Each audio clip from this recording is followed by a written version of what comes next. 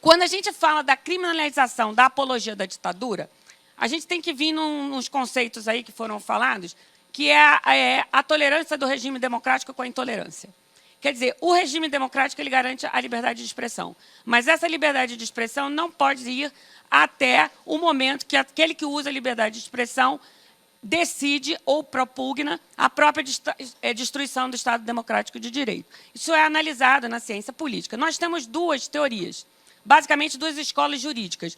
Nós temos a escola jurídica americana, que todo mundo aí, quando vê nos filmes, que tem direito até a Ku Klux Klan, e a Ku Klux Klan vai lá e prega lá o supremacismo branco, mas mesmo lá, a apologia do crime, ou o crime mesmo, vai ser punido, como a gente viu no caso de Charlottesville, que as pessoas foram punidas, e a apologia do crime também vai ser sempre punido. Então, essa é uma discussão. Na Europa, por conta da questão da Convenção Europeia de Direitos Humanos, da Declaração Universal de Direitos do Homem, toda a história da questão do nazismo, do genocídio, se adota uma outra postura, a partir, inclusive, da legislação alemã. Você não pode ter partidos neonazistas, você não pode propugnar o fim do Estado, porque isso é crime.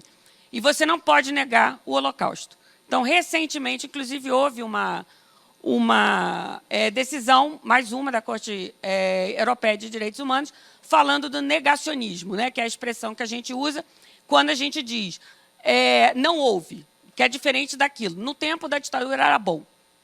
E fica lá por conta da memória da pessoa, né, que tem saudade da própria juventude, no mais das vezes.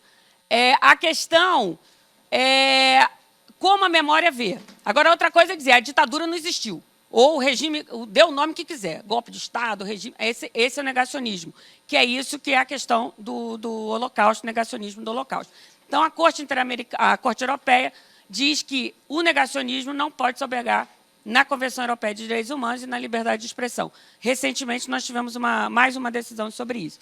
No Brasil, isso foi apreciado quando o Supremo julgou esse HC aí, que é o 82424, que é o famoso caso Erlang, que é quando, inclusive, o Supremo diz que o antissemitismo é uma forma de racismo e, portanto, o livro que o Erlang tinha produzido não podia ser publicado porque era uma forma de negacionismo do Holocausto e ele estava praticando, então, o racismo, porque ele estava processado por racismo. Pode passar. Bem, a nossa legislação, como o professor Carlos Fico falou, ele já prevê alguns tipos de crime.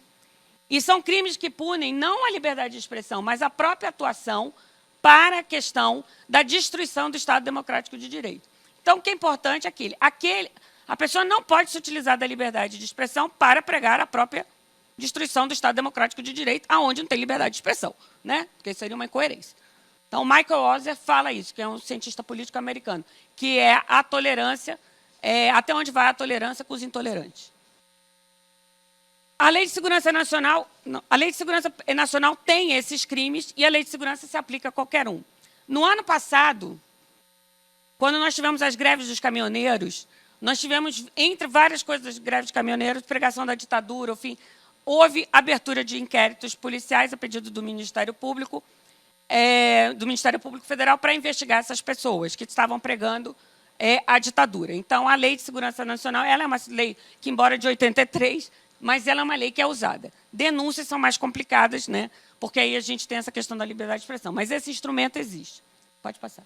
Já no caso das autoridades, existe a lei de crimes de responsabilidade. A lei do crime de responsabilidade, que ela é de 1950, mas ela foi atualizada, né? Então, ela tem, exatamente no artigo 7º, serviços, incitar militares à desobediência à lei, infração à disciplina, provocar animosidade entre as classes armadas, ou seja, ela é uma lei que ela também tem punição da destruição do Estado Democrático de Direito. E o 287, que é um artigo específico, pune apologia ao crime ou criminoso. Do 287 é o Código Penal. Bom, a atuação do Ministério Público Federal, como eu falei para vocês, ela vem muito em função da declaração, a atuação criminal, né? Vem muito do Gomes Lund. Nós também temos um site, que é o Justiça de Transição.mpf.mp.br, onde nós temos tudo que foi feito pelo Ministério Público Federal no civil, no crime, que é uma forma também de cumprir a decisão da Corte, porque a Corte fala em locais de memória, a Corte fala em estar sempre falando sobre o tema. e nós temos esse relatório que conta todas as nossas atividades. Pode passar. Era isso que eu tinha um pouco para falar para vocês sobre a necessidade da gente criminalizar a ditadura, que aqui eu acho que a gente tem que pensar, porque a gente tem uma legislação, talvez fosse o caso de modernizar a legislação, mas sempre pensando que não é a liberdade, não é como eu vi, né, como eu disse no início, não é como eu achei que era lá. Não, era muito bom, não tinha corrupção, que é mentira, não tinha morte, que é mentira, não tinha tortura, que é mentira. Mas é lá, a pessoa está lá com a lembrança dela. Aliás, essa pergunta que o professor faz aí, eu também faço. E ele faz aos alunos, e eu faço à minha sobrinha, a pessoas que eu conheço mais jovens, aos meus estagiários. E eu sempre pergunto, por favor, pergunte, mas a pergunta que eu faço não é como ele lembra, não. Eu pergunto para o pai, para a mãe, ele saía de casa normalmente? Tinha medo? Falava o que pensava em todas as reuniões? Como que era na escola? Conheceu alguém que foi perseguido? Conheceu alguém que sumiu e foi para o exílio? Eu faço umas outras perguntas. Aí, talvez a pessoa lembre assim, dos fatos mais concretos. Eu faço essas perguntas. Então, essa coisa, como a pessoa lembra, isso aí é quase psicanalítico. Mas os fatos, esses não podem ser negados. E esses fatos... Agora, o que é importante quando a gente fala na apologia do crime, é o hoje. Está pregando a destruição do Estado Democrático hoje.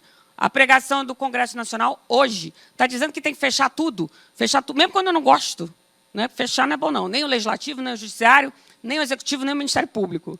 Né? Está impedindo cada um de agir? Está dizendo que a ditadura é boa, mas está fazendo ações para isso? Eu acho que é esse tipo de ação que a Lei de Segurança Nacional e mesmo da Lei de Responsabilidade pregam a criminalização. E isso não tem nada a ver com a liberdade de expressão. Então, pessoal, obrigada aí pela atenção. E se você gostou desse vídeo, ajude a financiar nosso canal para que seja possível produzir mais conteúdos livres e profissionais como este. Siga também nossas redes sociais e inscreva-se em nossa newsletter para receber análises e informações em seu e-mail.